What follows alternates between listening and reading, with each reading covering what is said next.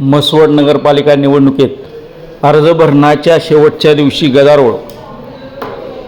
अर्ज भरायची मुदत संपल्यावर भाजपचे एबी फॉर्म आल्याचा विरोधकांचा दावा।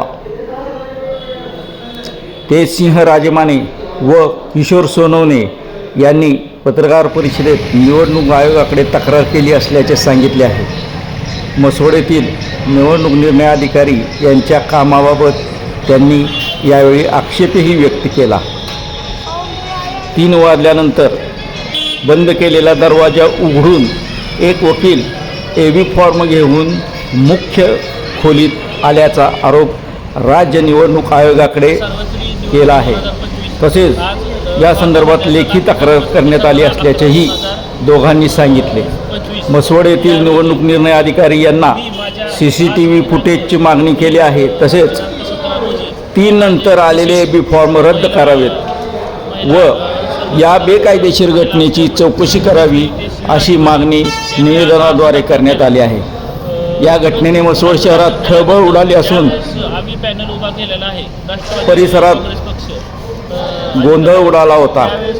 निवडणुकीच्या सुरुवातीलाच म्हसवड नगरपालिकेत या निवडणुकीमुळे खटका उडाला आहे। दरम्यान याबाबत निवडणूक निर्णय अधिकारी मीना बाबर यांनीही प्रतिक्रिया दिलेली आहे। 3 वाजता जोडपत्र 1 व 2 दाखल केलं, परंतु तिथे असलेल्या प्रशासकीय अधिकाऱ्यांनी अलाउन्सद्वारे सांगितलं मुख्य हॉलमध्ये ज्या ठिकाणी हे नामनिर्देशन पत्र भरले जाते त्या ठिकाणी मुख्य निवडणूक अधिकाऱ्यांनी व प्रशासकीय अधिकाऱ्यांनी सांगितलं आले की 3 नंतर ते त्या हॉलचा दरवाजा बंद केला जाईल व मेन प्रशासकीय इमारतीचा दरवाजा बंद केला जाईल।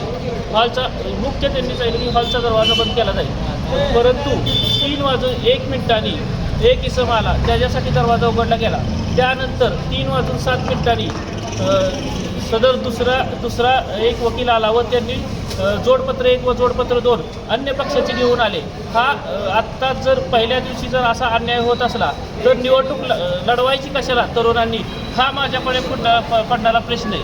हा निवडणूक अधिकारी व प्रशासकीय अधिकाऱ्यांनीही लोकशाहीची निवडणूक लोकशाही मार्गाने लढली पाहिजे, कुणाचा दुजाभाव न करता एक प्रशासकीय अधिकारी म्हणून प्रशासनाला जबाबदार राहून लढली पाहिजे। याच्यासाठी मी सदर अर्ज देखील दाखल केलेला आहे की जोडपत्र 1 व जोडपत्र 2 हे कुणी 3च्या आत बदलले याचे मला शहानिशा करावी। तर ते परत शब्द बदलत आहेत की मी प्रशासकीय इमारतीत आत असतील त्यांचे सगळ्यांचे जोडपत्र 1 व जोडपत्र 2 मग हॉल केला कशाला, दरवाजा केला कशाला? मग दरवाजा जर बंद केला नसता तर आम्ही हा ॲलिगेशन केलं असतं का, तक्रार बोललो असतो का? मग एका पक्षाला एक न्याय व दुसऱ्या पक्षाला दुसरा न्याय हे चुकीचे आहे।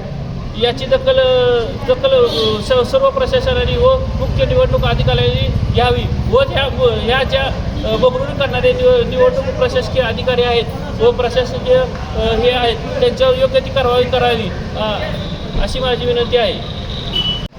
तिथं मी आत हॉलमध्ये असतानाच निवडणूक निर्णय अधिकाऱ्याला दोन्ही प्रकारच्या तक्रारी केलेल्या आहेत की सदर हे दरवाजा उघडणं चुकीचं आहे व जे जोडपत्र 1 व जोडपत्र 2 कुणी 3च्या आत जो दिला आहे त्याची मला माहिती मिळावी, पण त्याने देण्यास टाळाटाळ केलेले आहे। हे एकतर्फी निवडणूक होत असली तर लोकशाही ठेवायची कशाला, राहायची कशाला, याचा माझ्यासारख्या तरुणाला प्रश्न पडलेला आहे।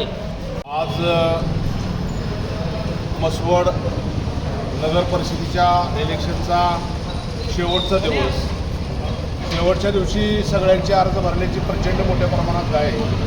3 वाजेपर्यंत दुपारी वेळ असल्यामुळं आम्हाला सगळ्यांना निवडणूक निर्णय अधिकारी मॅडम आहेत त्यांनी अशी माहिती दिली होती की जो वरचा दरवाजा आहे तो 3 वाजेपर्यंत चालू राहील, बरोबर 3 वाजता तो दरवाजा बंद केला जाईल।